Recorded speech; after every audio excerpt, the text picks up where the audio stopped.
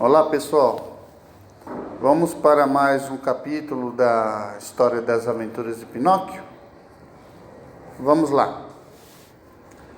A casa de Gepeto era um quartinho de rés do chão que recebia a luz de um vão da escada. A mobília não podia ser mais simples. Uma cadeira ruim, uma cama desconfortável e uma mesinha arruinada. Na parede do fundo se via um fogareiro aceso. O fogo, porém, era só desenhado. E ao lado do fogo havia uma panela desenhada que fervia alegremente e soltava uma nuvem de fumaça que parecia de verdade.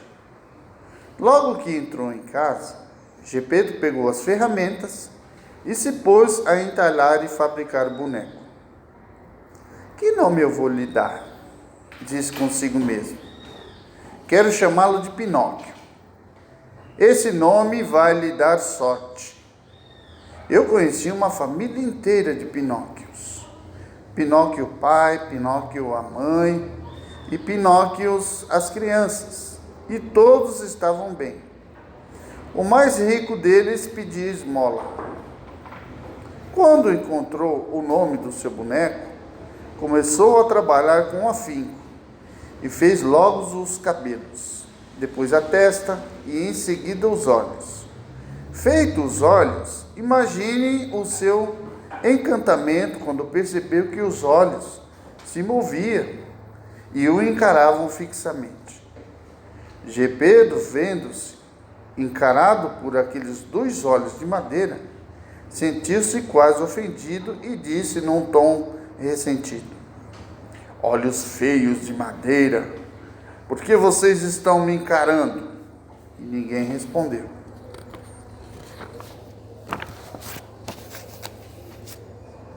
Então, depois dos olhos, ele fez o nariz. Mas o nariz, apenas terminado, começou a crescer. E cresceu,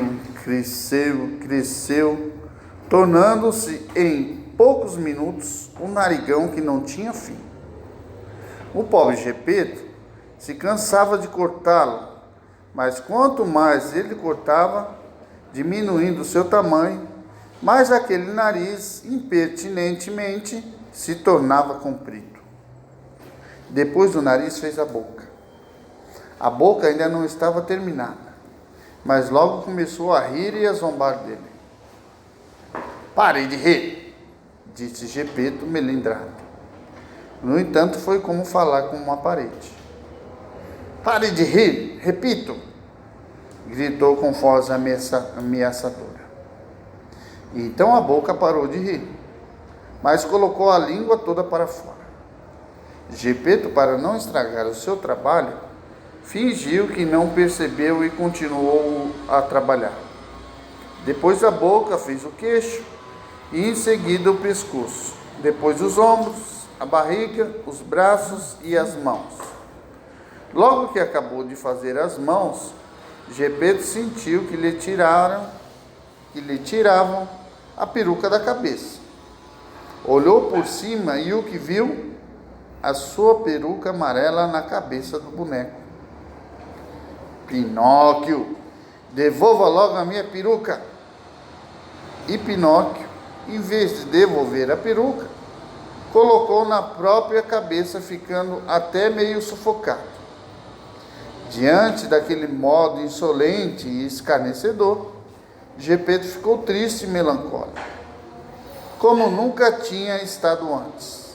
E voltando-se para Pinóquio, disse: que filho patife! Você ainda não está acabado e já está a faltar o respeito com seu pai? Isso é ruim, meu menino, isso é ruim. E enxugou uma lágrima. Ainda faltava fazer as mãos e os pés. Quando Gepeto terminou de fazer os pés do boneco, sentiu um pontapé na ponta do nariz. Eu mereço, disse então consigo mesmo. Eu tinha que ter pensado nisso antes, agora é tarde. Depois pegou o boneco por debaixo dos braços e colocou-o no chão do quarto para fazê-lo caminhar. Pinóquio tinha as pernas endurecidas e não sabia se mover. Gepeto o conduzia pela mão para ensiná-lo a dar um passo depois do outro. Quando as pernas se soltaram, Pinóquio começou a caminhar por conta própria e a correr pelo quarto até que, indo para a porta da casa, saltou na rua e começou a fugir. E o pobre Gepeto corria atrás dele sem poder alcançá-lo, porque aquele danado do Pinóquio saltava como um coelho, batendo os pés de madeira nas pedras do calçamento da rua e fazendo um barulho enorme, como 20 pares de tamancos de camponeses. Pega! Pega! Gritava Gepeto. O povo que estava na rua, porém, vendo aquele boneco de madeira, que corria como um cavalo de corrida, parava encantado, olhando-o, e ria, como se não pode imaginar.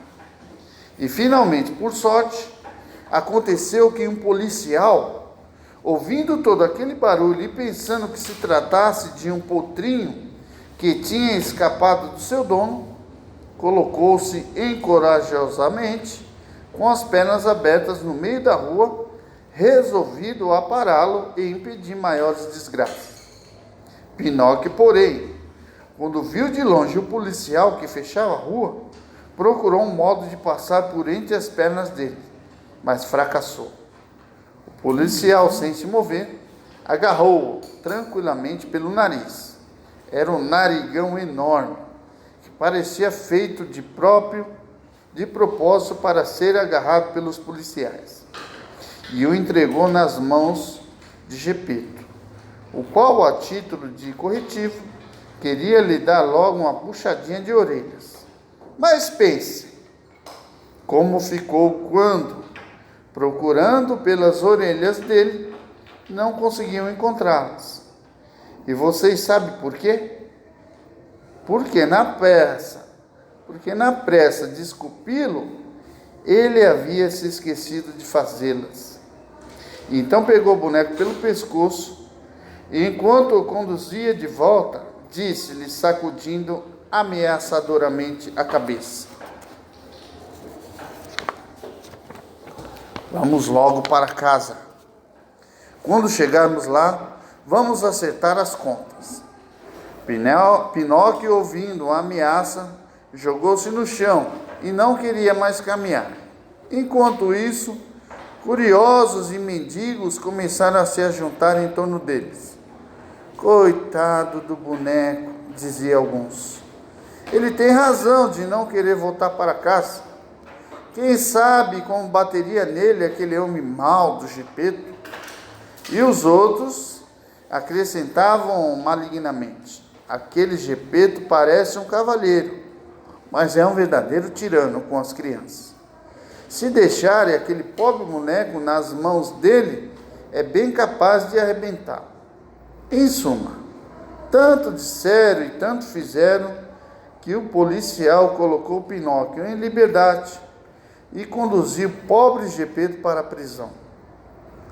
Não encontrando na hora palavras para se defender, ele chorava como um bezerrinho desmamado e, a caminho da prisão, gaguejava soluçando: filho malvado, e pensar que sofri tanto para fazer o boneco, eu mereço, eu tinha que ter pensado nisso antes. O que aconteceu depois é uma história tão estranha que é até difícil de acreditar, mas eu vou lhe contar nos próximos capítulos.